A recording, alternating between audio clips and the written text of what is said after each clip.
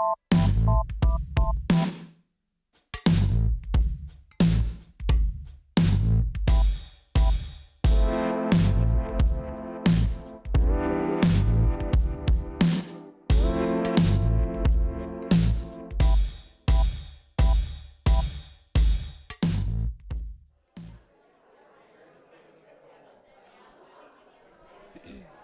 right.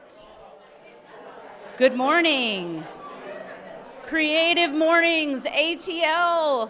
Oh my goodness. Good morning, everyone. I'm gonna need some of the energy back. We're here. We're in person. Oh my goodness. Hi, everyone. My name is Megan Guite. I am one of the members of the Creative Mornings group here in Atlanta, and I'm so excited to welcome you all back in person and still virtually, which is an awesome thing that we've taken on. I'm excited this morning to just kick it off with some announcements, some thank yous for our sponsors, as well as a little bit of an intro as to what we're here to talk about this month. So to start, I would love to thank Hodgepodge Coffee, who is supplying coffee and pastries to all our virtual attendees today. So you have until noon, as we're used to each month, to go into Hodgepodge at their 720 Moreland South location. Say that Creative Mornings sent you and get your free coffee and pastry. And don't forget, hopefully we all know this, to tip good service and tip your baristas at Hodgepodge. The second person I'd like to thank is Stop, Think, Chew. How is breakfast this morning, everyone? Yes, oh my goodness, it looks delicious. The coffee was fantastic. The coffee is from Brash Coffee. Stop, Think, Chew has been the partner that's provided breakfast for us here in person this morning. If you're interested to check out or learn more, either for people that are here in person or virtually, go to stopthinkchew.com and check them out. The next thing I'd like to mention is Creative Mornings and what it is. Creative Mornings, as many of us may know, is not just here in Atlanta, it's all over the globe. There's over 200 chapters in cities that get together just like we are here this morning, a community of creatives just like me and you. We want to encourage you to share the word, share it with your creative friends all over so they can join Creative Mornings as well. An interesting thing to note is that they all have the same theme. So we're all talking about and discussing Kismet this month, which is super awesome. Which leads me to talk a little bit about Kismet. Hopefully, you all have had an opportunity in your life to experience Kismet like I know I have. Kismet is that thing, whether it be a chance encounter, maybe it's good fortune coming your way, a door opening or an opportunity that has happened. I know for myself personally, I have some really great friends that it feels like everything aligned just so in order for us to meet and be in each other's lives. One would also say for myself that there was Kismet that came into me being here in this room in front of you all this morning. Right? My finding Creative Mornings and being able to be here. So we're going to talk about Kismet, and I wanted to read one of the parts of the sort of introduction or explanation of Kismet on the Creative Mornings site that I found particularly inspiring and motivating. So it says, attend to the synchronicities in your life. When Kismet alights upon you, the cosmos are letting you in on something, and you can choose to meet it. And I just think that's a really great thing to highlight as we're talking about Kismet. Where do we recognize it, and how do we sort of take that lead and follow where it's taking us? Speaking of Kismet a little bit, I want to highlight that 2022 marks 13 years since Mailchimp has been supporting Creative Mornings. In a way, it's Kismet that Creative Mornings is as big and vast as it is. We were able to grow from a handful of organizations to over 220 organizations worldwide, which is incredible. I have a really cool opportunity to highlight for you all today that Mailchimp has supported with a group that is titled, It's Nice That, that's the name of the company, which is awesome. They have started a series called Movers and Makers. Out of curiosity, show of hands, who here would consider yourself a mover or maker? Or both?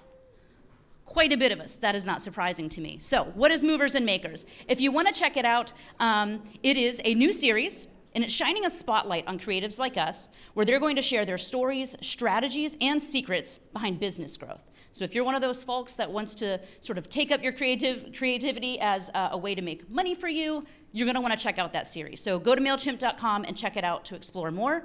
For those of you that are attending virtually, there's links being shared in the chat for all these things I'm mentioning. So please, please go check them out. All right. That brings us to the end of housekeeping. Now I get to introduce our first guest, a comedian, Minori Hines. Minori Hines is a comedian forged in the mountains of Japan, California, and North Carolina. Minori has delighted audiences all over the country, be it at the Laughing Skull here in Atlanta or a birthday party in the Humboldt Redwoods. And here's all the kudos we get excited and amped up. Ready? According to Todd Barry's book, Minori is young and funny, which is fantastic. Janine Garofalo, who I love, deemed them almost too funny, right? Bobcat Goldthwait thanked them for not being terrible, and he also gave us permission to share that. So I think that tells us we're in for quite a treat. Everyone, please put your hands together and welcome Minori Hines for us this morning.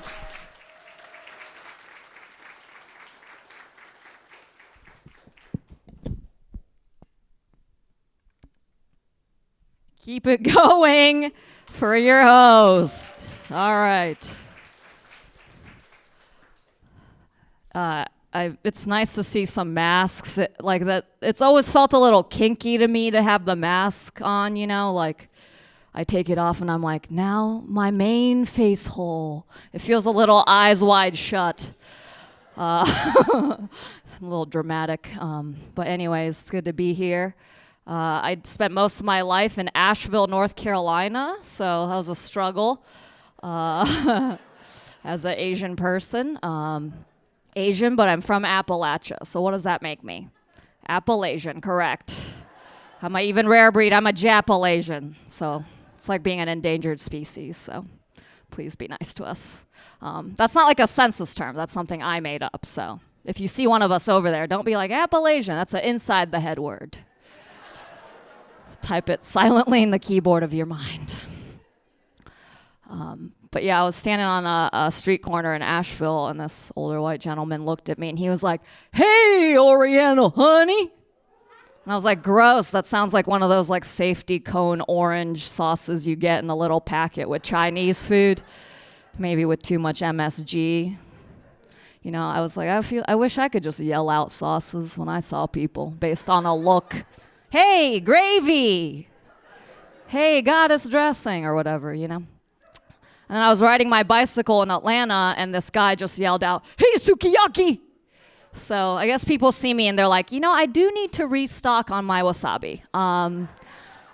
So I don't need to be famous. I just want to not be a condiment, Somewhere between ninja and hot sauce. Like a person, that would be cool. It's cool to be doing like a real show. I've done a lot of ambush shows where people are eating and they're like, "What's happening?" I wanted to spend quality time with my family, and now I'm like, ah. So it's good. You guys are expecting the performance. A lot of Civil War paraphernalia that I've had to like ignore while powering through my comedy, so none of that here. Glad you guys got my shoes that I sent over. But at one of these shows in South Carolina once, this dude came up to me after my set, and he was like, "Did you know your people lack the enzymes to properly metabolize alcohol?" I was like, "Doesn't seem like your people are doing that good either." But when he told me that, I had already had a few drinks, so I was like, "Well, did you know your people lack the melanin to properly twerk?"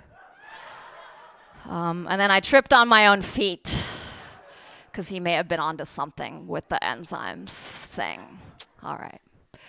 Just to share what kind of headspace I'm in, I recently Googled DIY freeze your own eggs.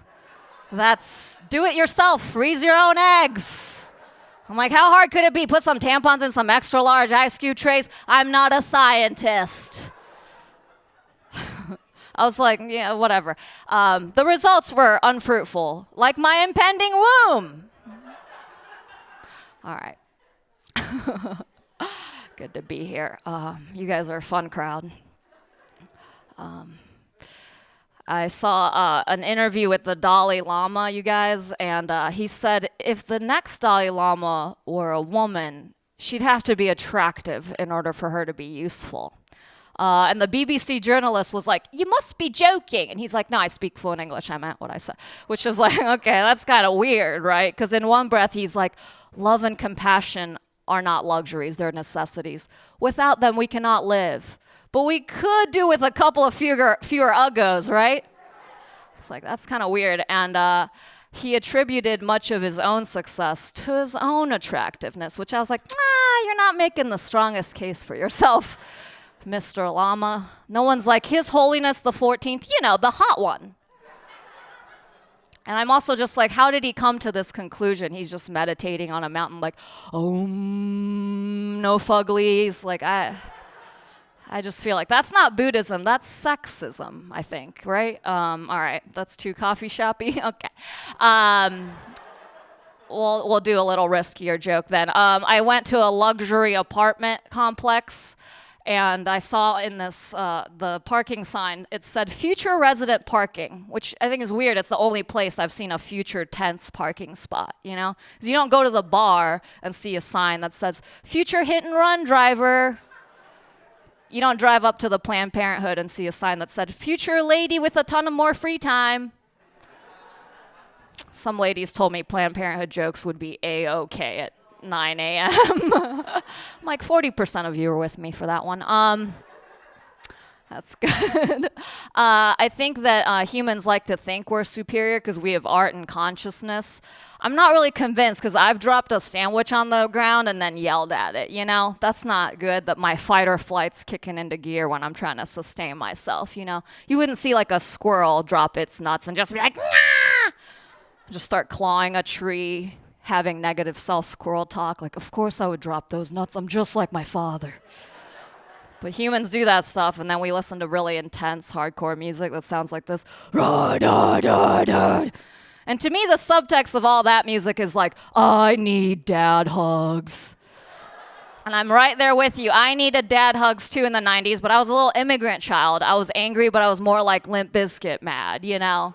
I was like, it's just one of those days. Like, old accessible Fred, 4 letters, 1 syllable, you know?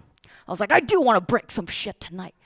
But it's cool, because if you go to one of those shows, it really adds up, because if you see the way people are rocking out at those shows, it's this kind of motion. This is a self-soothing strategy children employ to regulate their heart rate. No one taught me about feelings. Yeah, me neither. It's a glaring omission from our public school system.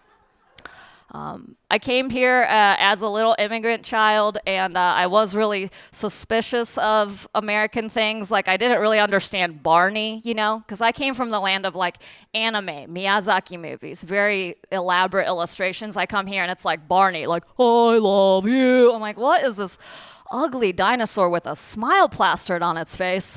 I don't trust it, because I come from the land of Godzilla. You know, dinosaurs are like villains to us. He's like, I love you. I'm like, okay, but if I don't love you back, are you going to shoot fire out of your mouth?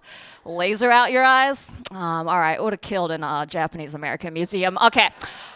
All right, I'm going to wrap it up here with some jokes I usually do at the top. Okay, you guys, I did come to America in the 90s. I had to learn English and slang at the same time, so that was a struggle, right? People would be like, you da bomb, and I'd be like, no, I am a small child. They'd be like, no, you da bomb. I'd be like, no, you da bombed us many years ago. All right. And another fun phrase I learned coming to the States was this phrase, stranger danger. Oh, what a cutesy rhyme to talk about real-life predators with small children. Because it's more like family or family friend danger, statistically speaking, right? That should be relatable to about 1 out of 5 of you. All right. That's been my time, you guys. It was Kismet to be here.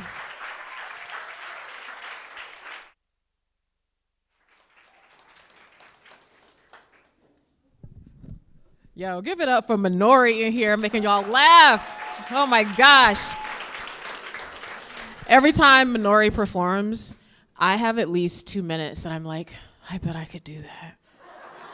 I don't think so, though, Minori, but I have 2 minutes inside where I'm like, that's also me making people laugh. Mm-hmm. Hey, y'all, my name is Amina Brown. Oh, it is so good to see y'all's faces. Yo, oh my goodness. How many of y'all OG Creative Mornings people? Like, you came to Creative Mornings before the pandemic, yes? Oh, welcome back, right? So I am your chapter host. Blake Howard is the founder of this chapter, and Blake Howard transitioned that leadership over to me. So I do not do this by myself. I am working with a pretty badass team of volunteers. So I would love for my day of volunteers, if I could see you raise your hands if you're in this room right now. Some of them are actually outside of this room a little bit. I wanted to thank y'all so much. And my monthly CM ATL people that are on our team meeting every month, if you'll raise your hands for me if you're in this room, quite a few. Got some flags too, that's nice.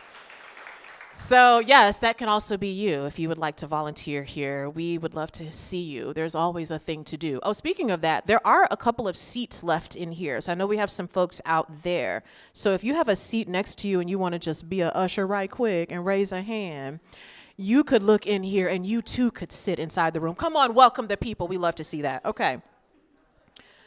All right. Y'all want to go ahead and be following Minori. You want to do that because they have shows all over the place. And how else would you find out if you don't go to Instagram right now? Follow them at buffoonery. Minori, you did that. You did that with your Instagram. You did that. I like it. Also, let's talk about our amazing local partners. So we're very excited. We get to have Mailchimp as our global and local partner. We are the only chapter in Creative Mornings that can say that. And we have some other amazing local partners that help us do what we do. We want to give a special shout out to Gene Kansas Commercial Real Estate in the building. And actually, Gene Kansas himself is here. So Gene, will you raise a hand for the people? Yeah, Gene Kansas is here. We have some of the team is here as well from Gene Kansas Commercial Real Estate. So if they'll raise their hand a little bit, you'll get to see them. Cultural developers. Gene Kansas Commercial Real Estate is about creating purpose-driven spaces, opportunities, and memories that aim to make a positive difference in the world. How many of y'all have been to Constellations before? I have a few people here that have been there. Yeah. You'll have an excellent opportunity to go there next month. I have so many announcements to tell you. Well, Constellations is just one of the amazing spaces that Gene Kansas Commercial Real Estate has been a part of creating. Also, if you're familiar with the Blair building, if you're familiar with the Virginia High building in Virginia Highland, these are just other amazing spaces where Gene Kansas Commercial Real Estate continues their commitment to discovering and honoring a building's story in both passion and purpose. We love to see that, right?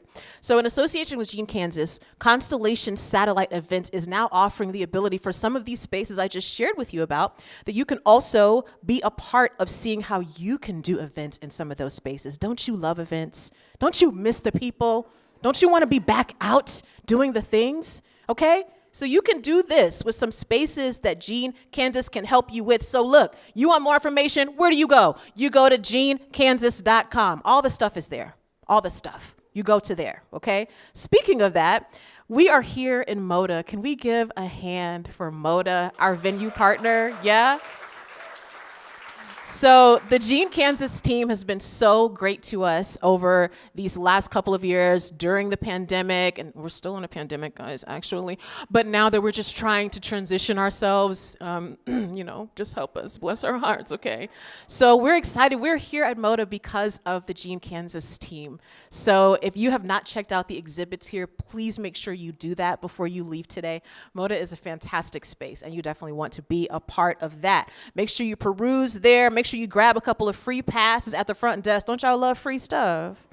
I know y'all love free stuff. It's only 2 of y'all in here that's rich, so everybody else loves free stuff, okay?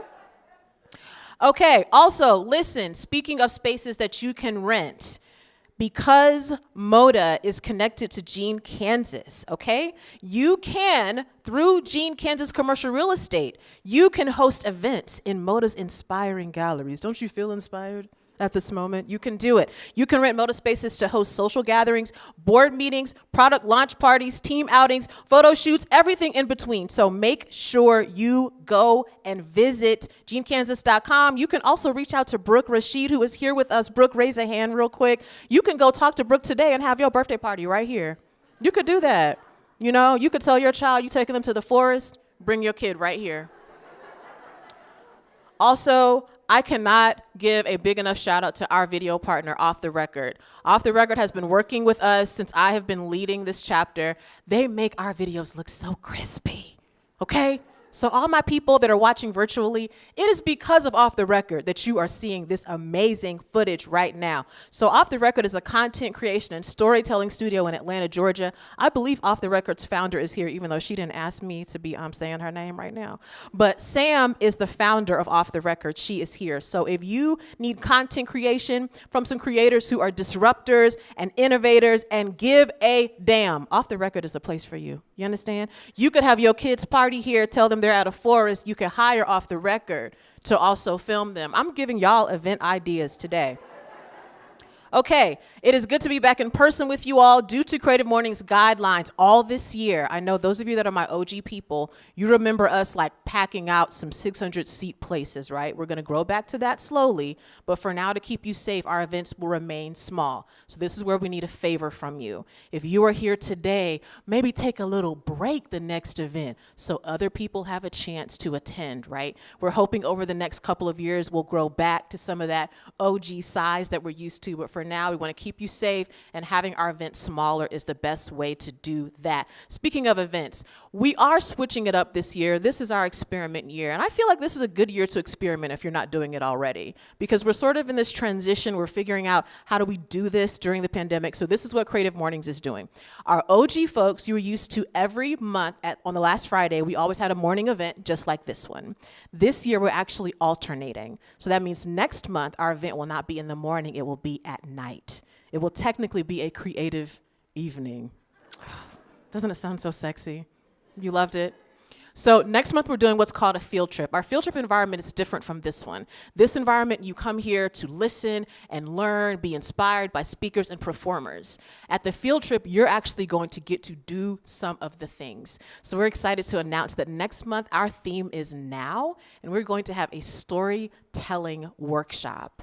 Oh yes, okay? And this is going to be at Constellations. So if you have not been to Constellations as a space, you're gonna get to experience it in a really cool way while we do that workshop. Tickets for that are gonna be super duper limited, okay? So you gotta pay attention to your socials, make sure you're on our newsletter so you can make sure you get those tickets. We're excited for Courtney Tierra to be our facilitator.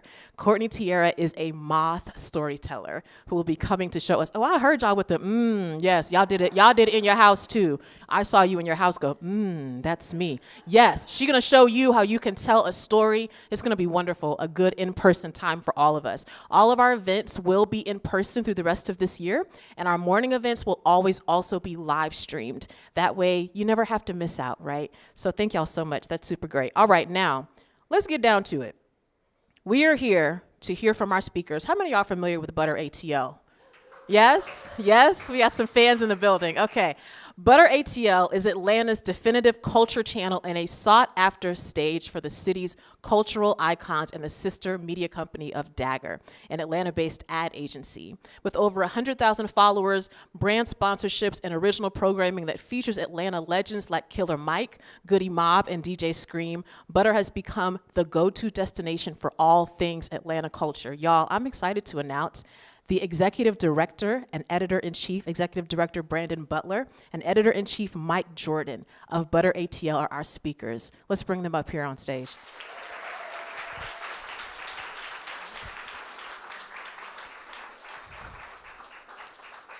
Ooh, y'all, I'm so excited because let me just tell y'all something. We're gonna be in conversation here with Brandon and Mike, and then we're gonna open up for questions from those of you here in the room, as well as my folks that are there virtually. So I've been here in Atlanta since '98, so I'm not a peach. But I guess if there's like a GMO, I don't know, if there's like a hybrid or some kind, that's nectarine. Me. Yeah, okay, nectarine. Okay, a Georgia nectarine. Yeah. That might be me, Mike. That might be me. No fuzz. New concept. Okay, please, thank you, okay? So when I saw Butter.ATL pop up on Instagram, like having been in Atlanta as long as I've been here, and I was not born and raised here, I was seeing some content there like, yes, I just saw somebody mention Club Essos on Instagram. Yes, like there was just something so wonderful about what both of you have created, and we want to talk about all the things related to that. But before we get to that, every hero or villain has their origin story, and we are all here in Atlanta. We need to know your Atlanta origin story. Some people here have just moved here during the pandemic. Some people are Grady babies, born and raised here. Tell both of us, what's your ATL origin story? Yeah, absolutely. For me, and I get this all the time for Butter, I was not born in Atlanta. I apologize. I'm not a graded baby. That was, believe it or not, it was outside of my control. But I did move here when I was about 6 months old, so I've been here my entire life. I think, for me, my Atlanta origin story is just, being here as a kid, growing up in the 80s and 90s, and kind of just seeing the evolution of the city. A time that really sticks out for me personally, outside of Freaknik, is the '96 Olympics. I kind of tell people all the time, I think, we always talk about this idea of like old Atlanta and new Atlanta. And it's hard to kind of pinpoint exactly when that was, but I think the beginning of the transition for that was right around like the '96 Olympics and just seeing the transition to the city, the good and the bad that came with it. And, as a kid that grew up, I remember being everywhere from East Lake Meadows back in the day. For those of y'all don't know, East Lake Meadows, shout out Little Vietnam. Little Vietnam. You literally could not even ride through there without a police escort. And now you go through there now, and it's like this beautiful community, hella gentrified and all this good stuff. But again, it's just these moments, right? And so again, just thinking about like the Olympics, that was kind of my coming of age. Was working, was out here seeing different parts of the city, and there was just so much amazed, people so excited, and even, I was even at Centennial when like the bombing happened. Wow. So, again, it's just crazy when you kind of think about all the things that have kind of happened in the city, but yeah, that's my origin story, just, kind of watching the city transform, and, I said before, growing up, I used to, every Sunday, when I got my car and I was back in high school, I would literally drive through downtown. That was kind of my way to kind of relax, and I remember growing up and like just riding around the city, and looking at all the buildings and saying to myself, like, one day I'm gonna get in those buildings. And so, it's just so, it's Kismet now, you know what I'm saying? From, to be doing everything with Butter and have had that opportunity to, met so many amazing people and just, seen so many amazing things about the city. Oh, that's dope. Thank you, Brandon. Yeah, it was. I feel touched. So Mike Jordan, I'm also not born in Atlanta. I was born in Nashville at what used to be Baptist Hospital, and moved to Huntsville, Alabama, where I was raised for the most part with my mom. And dad got divorced, and so he's in Nashville, mom's in Huntsville. But a lot of family here in the Atlanta area, mostly East Cobb and also far east side. But my origin story is, again, pre-Olympics. Moved here in '95 to go to Morehouse, and I play alto saxophone, which is a weird thing about me. And I'm a concert alto saxophone player, not the kind that is, more on the John Batiste side than the Kent Coltrane side. You know what I mean? So. Weren't you a drum major? Yeah, I was a drum major in my high school band. We kicked all kind of ass. We were great, but I was told, go to Atlanta.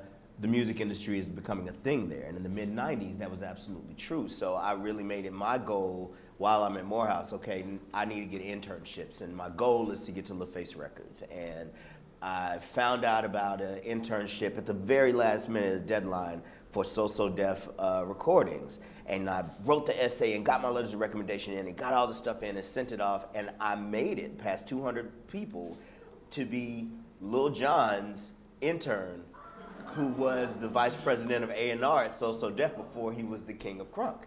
So I go from there to, being over there around all these people who are gonna blow up, and then went to Hot 97.5 where I got an internship in the marketing side, and also as a teen youth producer for a talk show called Check Yourself that Ryan Cameron used to have. Wow. And another set of interns was Chris Bridges, Chris Lover, who's now Ludacris, Poon Daddy, shout out to, if you know, Chris Lover and Poon Daddy.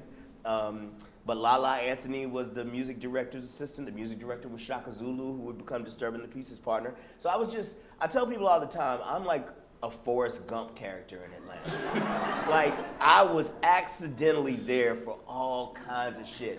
And from there, it just went from recommendation. I worked hard, I didn't get paid, I, missed a lot of class, and got an internship finally at LaFace through recommendations. I actually applied to LaFace, and when I finally got someone to open the door for me, back channel, and get me that internship, you start in the mailroom, I actually got to see the pile of applications, knowing that mine was somewhere in there that would never be gone through. And I learned that, it's a relationship-driven thing. So left the music industry. Well, it kind of left here. I ended up working full-time at LaFace. But, you know, again, I was here before Freaknik, before the Olympics, not before Freaknik, but before the Olympics, and got to see the transition of Atlanta. And being a Southerner who's in Atlanta now because I've lived here longer than my own hometown, I feel like Atlanta belongs to the South and belongs to the world. And so like how you go all over the South Carolinas, wherever else people have a Braves hat, same kind of thing. I always loved this city, and I have other attachments to it. But yeah, my origin story was just the opportunity that I knew would be here, that in a city like Huntsville, Alabama, which has all the money, and there's a lot of hype around it, which for no reason. Talk to me about Huntsville. I will keep you from making a bad decision. Stay out of Huntsville. They got But Space Camp. they got Space Camp, and that is it. So don't believe the hype. But it's just the opportunity and the people and how it's nothing to intermingle with folks and you lose the weird mystique of race and culture mingling in a very organic way. That's what I don't think you get anywhere else in the world than Atlanta. So that's my villain origin story. Yeah, that's what's up.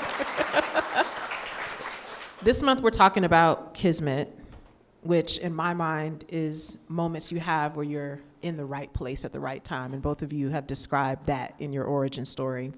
What about Butter.ATL is Kismet right now? What is it about Butter.ATL that this is the time, this is the place? Yeah, you know, I get asked, and I even ask myself, you know, if Butter was the relaunch today, what would be different? And I don't know, I mean, there's just so many things that are kind of happening in the world. For me, I think the reason why Butter and everything we've kind of done is fate is not only because of right now, but what really happened back in 2020, I think was kind of a turning moment for us. That was my first pandemic. I don't know about everybody else.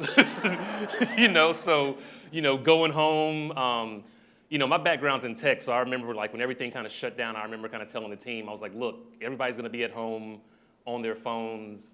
You know, let's figure out a way to kind of lean into this and just kind of give people support. And if you go back and look at that content, yeah, we used to have fun, but there were times when we actually asked people, said, look, we know shit is crazy right now. Are y'all okay?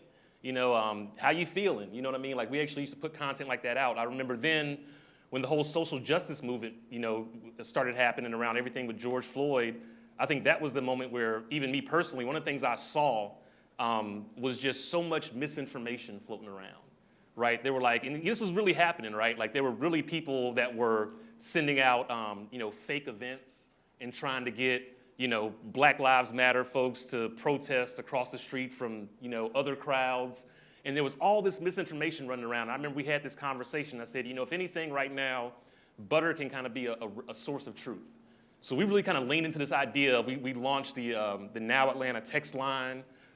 We had, you know, we were actually saying, okay, look, if you're gonna go out and you're gonna participate, we want you to be safe. So these are events that we know who's putting them on. We know that, you know, you'll be okay. You know, if you need resources, here are resources. Then the elections were coming. Here are resources for the elections. And so for us, it's all about, you know, it's all about having fun. I get that. But one of the things I always tell people is, you know, with us, there's three kinds of content, right? There's vitamin, there's candy, and there's painkillers. And, you know, there's a lot of candy out there right now, y'all. There's a lot of candy. And we all like candy, but the reality is, you know, too much candy rots your teeth, and, you know, and it's not healthy. That's why I tell my 5-year-old son every day. But, you know, there's also candy, there's also content out there that's vitamins, right? It can be inspirational. It can, like, add that little extra thing. You don't necessarily see it in the moment, but when you look back at the totality of it, kind of like when you take your vitamins and you go to the doctor, you say, wow, this really did kind of help me out. And then there are painkillers, and I feel like, you know, we were kind of creating all that content. So I feel like it was fate because we were there, we were at scale, and we were there when the city needed us the most. And I feel like we really did help, you know, people get through that. I hope that we help people stay safe. And then just kind of going on, when you've seen all the other things that we've kind of done and launching the email newsletter and putting out content, there's more to Atlanta than broken car windows and fights at Lenox Mall. And so, you know, if anything, I think it's great that Butter has been able to show that side of the city because, you know, again, it's very easy to get caught up in those things when you're trying to grow a channel and trying to grow, and you see that, you get that dopamine hit. But for us, it's like, it's not just about that. It's about these other elements of Atlanta. And I say this, and I'm gonna say this too, because people have said, you know, that's not culture. I've had people say stuff to me like, Butter is the white version of Atlanta, which I don't really understand because Mike and I are black as hell, and so is the rest of the team. I'm the white Liam Neeson, you know what I mean? So if y'all watch Atlanta, y'all missed that joke, yeah. But I always ask people if Butter is the white version of Atlanta, which it's not, and I don't even understand what that means, what's the black version? What could we do to be more black? What could we do to be more authentic? And nobody's ever given me an answer to that question, because I don't believe that you associate, blackness and authenticity and culture with crime in the worst parts of the city. We're not ignoring and saying those things don't happen, but if that's all you're talking about, what are you really serving? Mike, thoughts? That's exactly right. I mean, I came on to Butter in 2020. Brandon gave me a call and invited me to come over, and I said, of course, I was really considering not doing any more full-time work, and I was just, I really admired what he had built at Butter, knowing the buzz myself, being a follower of it, and, being ready to understand that one of the things he's referring to is, again, everyone's a content creator now, and I don't knock that. I mean, it's just that not everyone has the tools and has gone through the sort of, not necessarily training, but even self-education that, understanding what resources are out there if you are in service to the truth. So I think that idea of information coming across to people who could use it as they have fun is the thing that really drew me to the opportunity. There's just so much that happens here that doesn't get covered because a lot of problems exist in Atlanta's media infrastructure as it is, and Butter's ability to cut straight through that is more about the fact that the audience organically came to Butter because Butter was an authentic representation of itself being something that loves the city of Atlanta, and that's the North Star. So I'm just a big believer of being in service to the truth. I really try my best not to lie. I, even had to think about, like, I don't know how much truth I need to be dropping in front of these folks at Creative Mornings, because she can get a little, got my War Machine t-shirt on. I'm ready, but, I am in favor of, really understanding the responsibility of, if you have the audience, be in service to them and not yourself. That's a word right there. Let me ask you, Brandon, in your career, like Butter being a part of this like overall career that you've had in marketing and really storytelling, I don't know if you would agree that marketing is, in its own sense, a kind of storytelling, right? You are a person that's very well known for having fresh ideas. Butter.ATL was a fresh idea. How do you keep yourself getting those fresh ideas? I mean, we have a room full of people that are working in various creative industries or may have in their personal lives ways they like to be creative. How do you keep that fresh sort of edge for yourself? Well, first of all, it's just being honest, right? I think, it's being honest, it's looking for insights. It's just, I don't know, I think one of my superpowers is kind of like processing a lot of information, finding that little moment or tidbit. For example, like there's going to be some content on Butter about Georgia tangerines. Like I'm just letting you know that right now. I saw the crowd's reaction. I was like, yeah, there's something there, right? But the other way, and I'm being totally honest, and again, like I can't say enough how much the success of Butter has been a team effort. And everybody that's contributed to it over the years, even members of the team that aren't here anymore. One of the things that I really wanted to do early on was surround myself with people that just had different experiences. Again, that's the importance of diversity, folks. And I'm telling you that right now, you've got to have diverse rooms. And again, it's not just about having a room full of black people. Like diversity is lots of different things, right? But like for us, we had a very diverse group, team in the beginning. We had black people, we had white people, we had young, we had, older folks like myself. And I would really say, I would ask the team, what do you do? Where do you go? And I was very open to ideas and things that I didn't necessarily experience or tend to care about. I'm gonna be honest, I like Outkast. Most of the music I like was made in pretty much like before 2010. But again, like my dad would always tell me, like there's a difference between an OG and an old head. And, an old head is always looking at somebody and saying, oh, you don't remember, I had it better, or, they're always like kind of putting the newer, the younger crowd down. I think the OG is somebody that says, tell me what I don't know. And so for me, it was really about surrounding myself surrounding us with a younger team with a diverse team that did things that we all didn't always necessarily do the same thing. We all left work. You know, some people went to one side of the city, some people to the other sides. Some people listen to different kinds of music, and I think, again, that's what brought that totality of different types of perspectives to Butter, to where it just wasn't one thing. And again, that's where the ideas come from. Again, it's just those moments where you'll see something, you get that moment of inspiration. But I think on top of that, the biggest piece of advice I can give everybody is just listen to people around you, talk to people around you, look for ways to get inspiration. There's so many things out here, and there's just nuance, right? Like, one of the reasons why I love Atlanta on FX by Donald Glover, right? There's just so much nuance that, I always tell people, if you're from Atlanta, you have if you're not from Atlanta, you have an appreciation for the show and the good writing. But if you're from Atlanta, you have so much more appreciation because it's so authentic.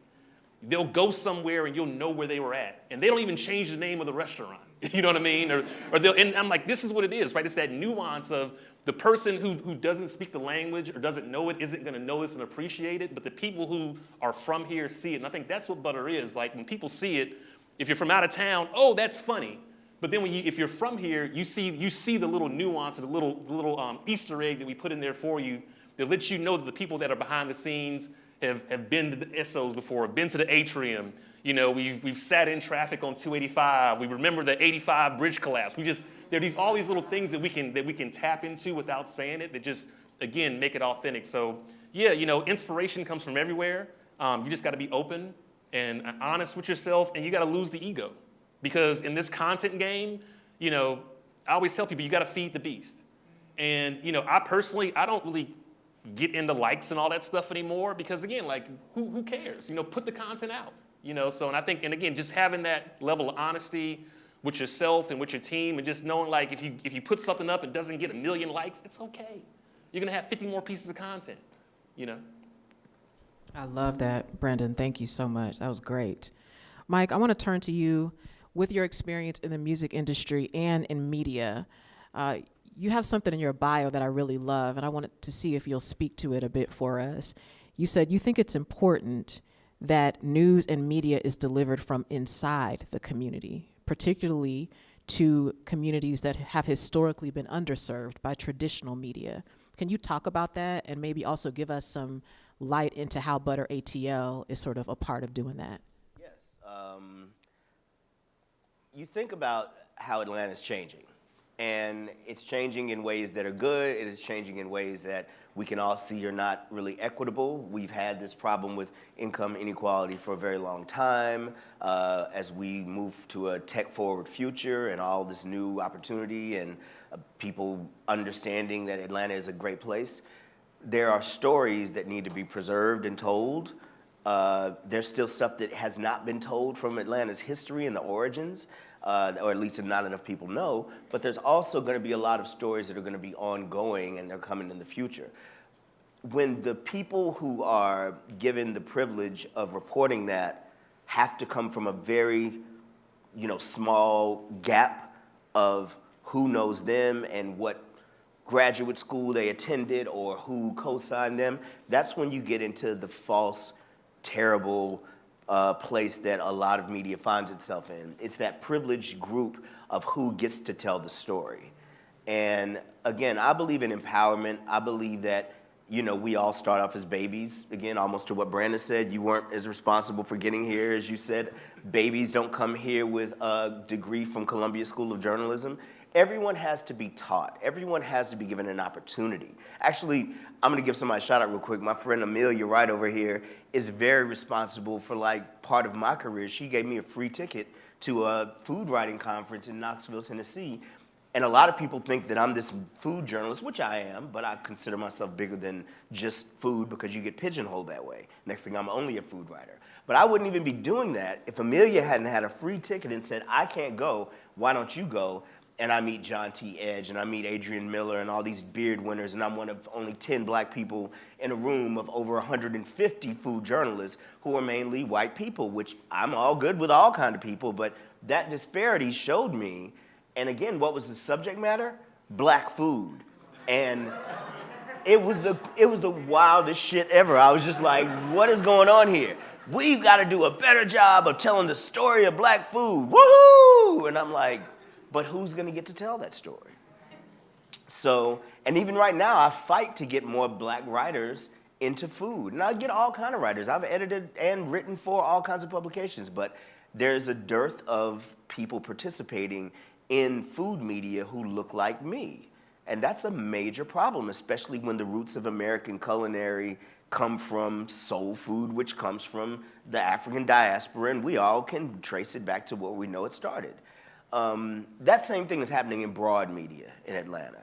And so I think media, and it would be great if it continues to happen here in Atlanta, needs to get its head out of its ass and stop being anti-diverse. I mean, biggest case for diversity in a capitalist society is capitalism.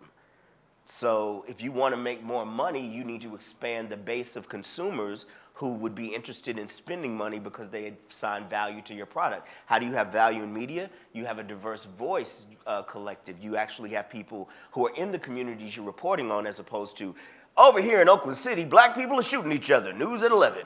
Like, you know what else is happening in Oakland City? Gentrification, because of the West Side Trail of the Beltline, and this area where, again, yeah, there's been some violence, but why is that violence there? It's because this community was forgotten about forever until someone decided to pave a pathway that made it walkable, and now the price of living is going up and people are being pushed out. Wouldn't you feel like that if you had nowhere to go and the only place to go now is out of here?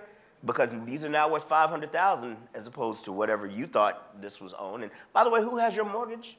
Who has the deed? Oh, we need to get up out of here. We got somebody coming to build this 8-story, elliptical townhome, right next to the food mart. I mean, this truth is so out there and in our faces. Many times, if you're not used to being on the other side of that truth and how it affects the normal average person, you don't even recognize your own bias. And media here is wildly biased. I'm at Butter because I love being able to kick people in their asses with very simple truth. Just like 2 + 2 is 4 wherever you go. Well, people need to have better wages and income in order to afford these new condos being built in areas that you had forgotten about until Microsoft said it was valuable. Butter can talk about that in a very plain-spoken way because Butter also makes the kind of content that feeds the beast and keeps people coming back to us because we are truly authentic. And that is something that most media can't do because they intentionally avoided bringing in people who are not just knowledgeable, but care about the city and are cool enough because they come out in the city and talk to real people. So that's what I think. Media needs to get its head out of its ass. Media needs to become more diversified for many reasons. And it needs to stop being a thing of, oh, I worked at Creative Loafing. Who cares? I don't. I mean, and most people don't either because y'all read the most recent Creative Loafing? No. So you read Butter. And that's not us bragging, but you read Butter because guess who cares about what y'all are doing? And guess who wants to hear from you? And guess who you like to hear from? People who are not bullshitting you. So, not to diss Creative Loafing, but just to go off of that, I mean, again, like in a city like Atlanta, every business, if you have a business, what's that? Oh, so in a city like Atlanta, I mean, it's crazy to me that a lot of businesses don't have diverse people in the room. Like, if you can't get diverse talent here, where else can you get it? You don't want it. You don't want it. Yeah. And again, that's what makes it better, is having those perspectives in the room from all different people. So again, if you can't do it in Atlanta, like, you just don't want it. Ain't told a lie. Mm-hmm. One more question, then we're going to open up for questions here. And from our virtual folks, you can put your questions in the chat. I already have one that I think Brandon's going to find interesting. So please be thinking about your questions here. Last question for both of you. What do you hope for the future of ATL? I'm a father. I just hope that Atlanta is a place where I can continue to, raise my kids and have my family in a safe environment. I think, Atlanta's a great place. For those of us that have traveled, I'm sure a lot of us have been many, many places. I know that's something I've struggled with way before we even started Butter, right? It's like, if I ever left here, where would I go? There's a very short list of like maybe 1 or 2 places that aren't on an island somewhere that I would probably go to. But, I just want Atlanta to be the city that really, again, lives up to its potential and purpose. There's so much opportunity here. There's so many wonderful people here. The weather's a little crazy, So I hope they can get that under control. But honestly, I just want Atlanta to be it's the weather's on shuffle here. Y'all know that. You know what I'm saying? It's completely like we need the aux cord back. Come on. But I just hope Atlanta can be a place where as a kid growing up, and as I look at my children, I want to be able to send them out and feel safe and know they're going to come back to me. I want them to be able to get up and go to Cascade Skating Ring and or Atlantic Station or wherever it is, right, and be able to know they're going to be safe. They can go have a good time. They can go get a good education. At the end of the day, they can come back home safely. So I hope that Atlanta just continues to grow and live in its full potential. And shout out to my boy Andre. Dre's he's making some great strides, and so I hope this is the beginning of even more great things to come. Yeah, love that. What about you, Mike? I'd like to see Atlanta continue to maintain and broaden and beautify its diversity. I would love for it to not be performatively diverse. That's of danger, is that, look at my African American, I'm looking forward to understanding, and there's two sides to that. Again, I want there to be more true diversity because we learn so much from each other. And I mean, it shouldn't be awkward, and it's only awkward when you don't mean it. So I want it to not be performatively diverse, but I also want there to be true opportunity for people to be technically sound, because that's the other thing about Butter. Again, like, we're not just up here like, content. Brandon's a genius. Brandon's a brilliant, brilliant dude. And I'm very smart as well, and handsome, and sexy, yeah. And I'm married, everybody, so calm down, all right? But we actually are technically sound. And, when I'm writing, I'm not going to, the last thing I'm ever going to do is just give a black person a chance because they're black if they can't put an apostrophe in the correct place. So I also want to help that person to know how to get technically sound and to put a story together and to understand the broader aspect of what we're trying to do. And the same with content. We're not just throwing something up. Brandon has a better way of just knowing, like, this needs to go live now. I'll look up there and he'll be like, it's already live, baby, it's good. But he knows how to do that. So that's the thing. I want technical precision, and I want true, honest diversity for Atlanta, because if we continue to keep our hands on the equalizer and tweak the sound like that, like, we'll make more Outcasts in the future. We'll have Earth Gang and the offspring of those kind of great things, because no one else has the recipe that Atlanta does. Yeah, love that. We're going to take some questions. I'm going to take a virtual question first, and then for those of you in the room, you'll stand and project your question to me, and I will say it again out loud on the mic so everyone can hear and our virtual folks can hear as well. Brandon, somebody in the chat wants to know, ask Brandon, why is he a genius? Does he want to play Madden sometime? And what's been hardest for him to deal with while building Butter? I mean, I am a genius. You know what? You know what I'm gonna say? I am a genius. I've heard it long enough. I guess. Handshake, though. I'm up here like, go. I'll take all the smoking Madden. Top 10%. Top 1,000 players in the world. But anyway, and what was the last part? But again, if y'all want Kingpin 17.5 on PSN, come holler at me. I want all the smoke on Madden. And what's been hardest for him to deal with while building Butter? I mean, honestly, the hard thing is I've always been a very private person. I mean, for those of y'all that know me, I mean, I'm switched up a little bit, but I'm normally in my uniform, same thing every day. My background's in tech, so I'm used to being behind the scenes. I'm a web developer by trade, believe it or not. You know what I'm saying? Went to Georgia Tech and Georgia Southern. And so honestly, the hardest thing for Butter is just not having been so out front, but it's become so closely personally associated with me. That's just been an adjustment. Like I said, y'all, like, I go places and people are like, oh my God, you're Brandon from Butter. And I'm like, where's he at? But on the flip side too, again, I've even had people, I've had people say things that aren't true. I've had people post me and Mike's, LinkedIn screenshots on Twitter with some idea that we're both like black puppets with some white puppet master telling us what to do. And like, that shit hurts because I'm black as hell. Like, I'm gonna say, I am black as hell, y'all. I've been black my whole black ass life. You know what I'm saying?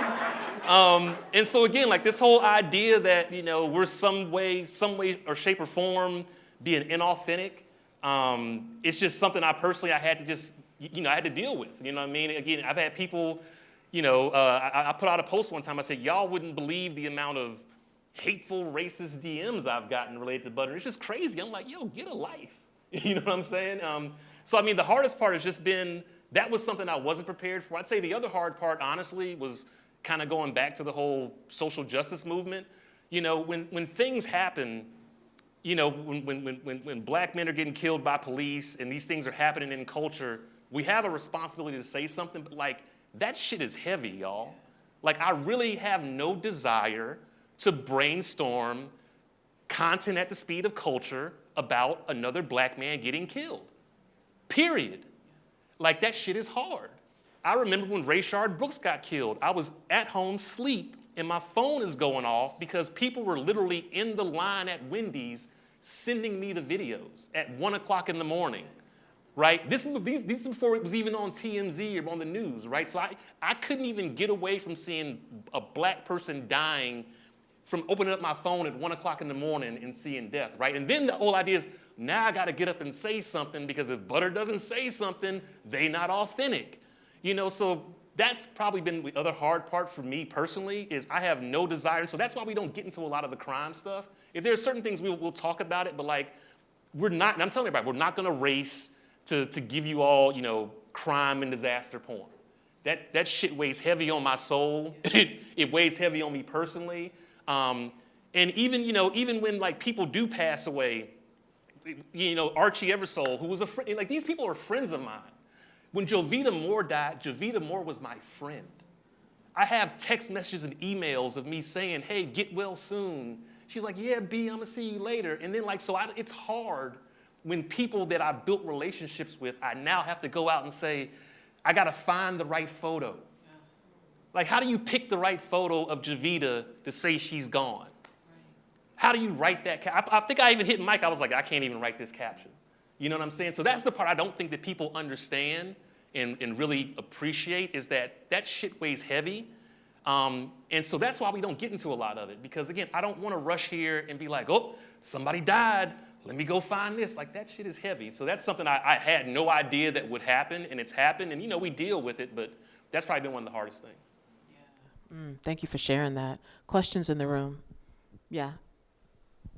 Thanks for talking with us today. I'm really interested, you talked a lot about wanting Atlanta to be this place for your kids to have a healthy and safe upbringing, and being in MODA, it's Earth Month, this is all around sustainability.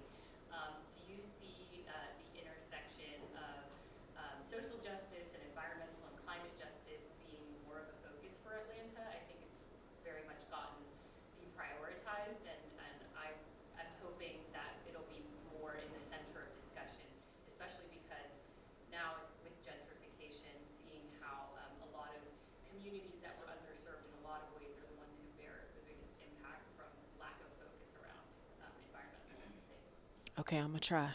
Give me a second. Okay. Okay, I think the question is, share your thoughts regarding the connection between social justice in Atlanta and environmental and climate justice, and how you would maybe speak to that. I'll quit. Well, it's a good question.